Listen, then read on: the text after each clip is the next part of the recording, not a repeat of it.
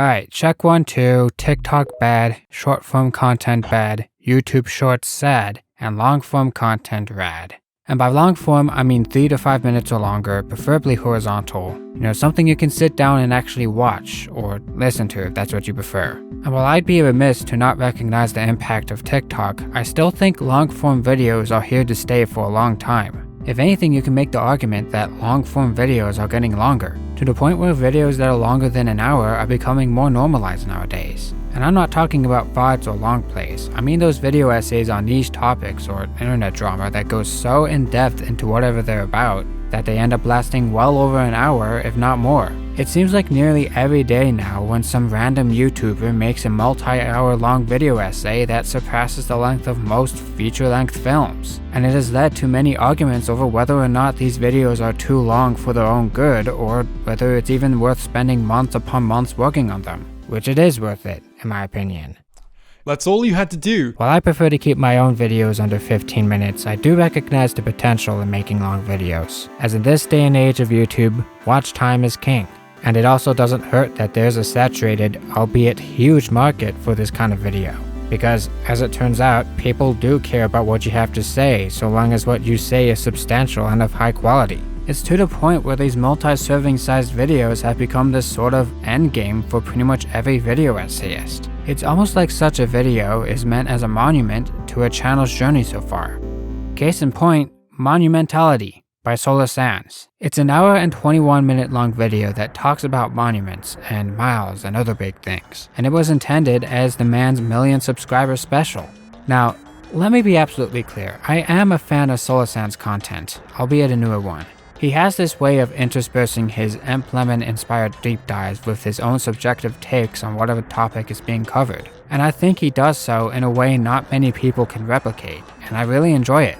But I gotta say, I found his video on Monumentality to be a bit too long for its sake. Yeah, it does feature some of his best work, where he takes you on this journey from big buildings to big art pieces to big things in fiction to ranting about Star Wars, to the future of humanity as a potential Type 2 civilization, and it mostly flows together pretty well, as you'd expect from Solar Sands. But then you get several moments that I can only describe as fluff, like that one section where the guy documents his journey with his friends in measuring a mile, and it takes up like 6 minutes of the runtime.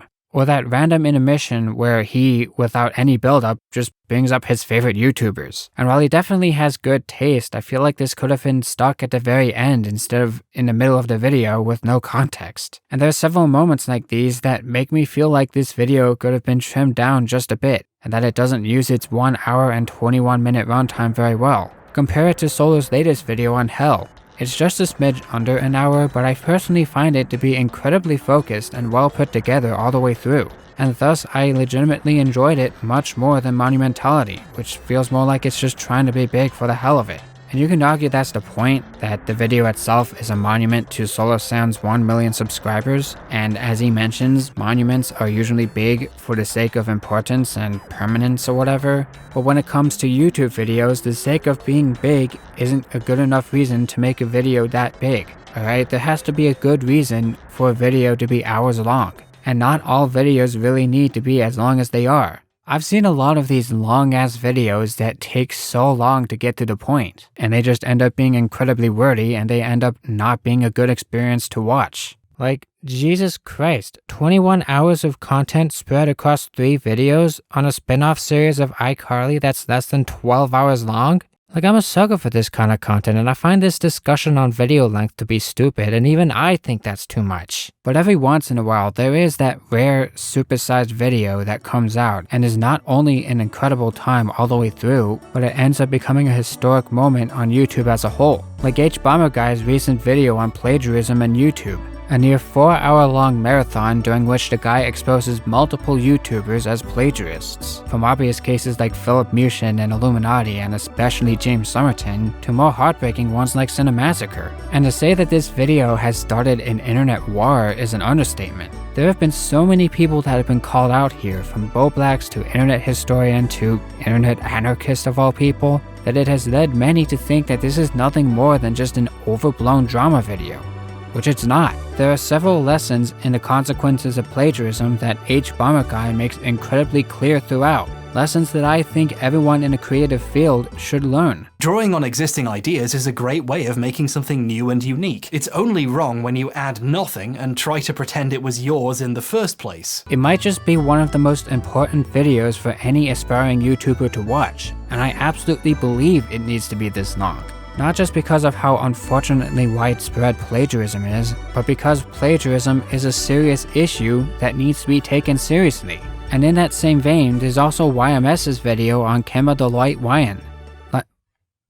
I've gushed about it before. It's about how that controversy with Lion King plagiarizing Kemba the White Lion is in actuality blown out of proportion. You have been lied to. And while it's only a measly 2.5 hours long, it's still another incredibly deep dive into the differences between plagiarism and inspiration that I feel many people would greatly benefit from. And I mean, the topic doesn't even have to be as serious as plagiarism. There are some topics that are so huge and rabbit holes so deep that it would take a video several hours long just to scratch the surface of some of them.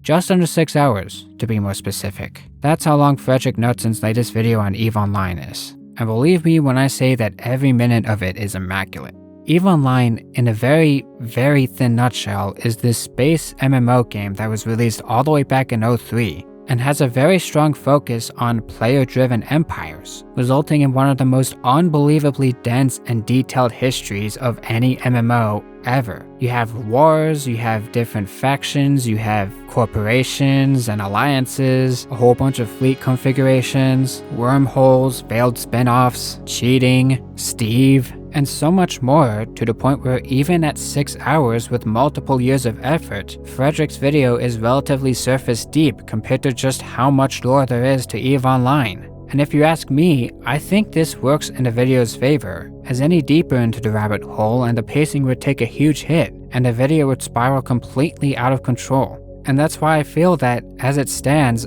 Frederick Knutson's incomplete history of EVE Online is one of the most brilliantly made videos I've seen in a long time, and it more than justifies its 6-hour runtime. But even the extensive 2-decade-long story of EVE Online is nothing compared to that of the real world, which while it sucks ass in present day, it has some of the most insane lore you'd ever imagine, the kind of lore that takes most historians decades to gain a semi-understanding of. To put it simply, you would have to be absolutely insane to try to make a video on the history of the entire world. Or you could just be Bill Wirtz and make a video on the history of the entire world anyways, because why not? After all, you already made one in Japan, you may as well do another one on the whole world. But the length, I mean, come on, it would have to be at least like 15 hours, or a day, or maybe a couple of days. Well, how about less than 20 minutes? Yeah, History of the Entire World, I guess, is a video that is 19 minutes and 26 seconds of pure science, history, music, wacky editing, some of the tightest writing you'll ever see, and just pure genius. And you don't need to be a history teacher to recognize just how much history Bill managed to cram into such a small space without the whole thing collapsing into a black hole, all while still managing to be perfectly cohesive and entertaining as all hell. It came out all the way back in 2017, and it is widely regarded by many, including myself, as one of the greatest and most influential YouTube videos ever made, and it is probably the closest to a perfect work of art that we'll ever get on here. And it kinda turns this whole debate about long-ass video essays on its head, because as much effort as it obviously takes for these massive, in-depth, and occasionally pretentious videos to come to fruition, it takes an unreal level of talent on top of that to condense that down to a cool 20 minutes. All of this is to say that quality doesn't come from length, but from how you use that length. Please don't take that out of context. Sometimes you may have hours of meaningful things to say about something, and other times you can get away with just a few. And as obvious of a conclusion as that may sound, it really is something I and many other YouTubers have had to learn ourselves: how to respect the viewer's time. And it's with that in mind where I answered the titular question that you've waited 9 minutes for me to get to. No. For the most part, no. In individual cases, maybe, but as a whole, like it or not, these feature-length video essays are here to stay, because the very best of them represent the upper echelons of what YouTubers are capable of. And while I still think 10 to 20 minutes is still the standard, there are times where you just need more time.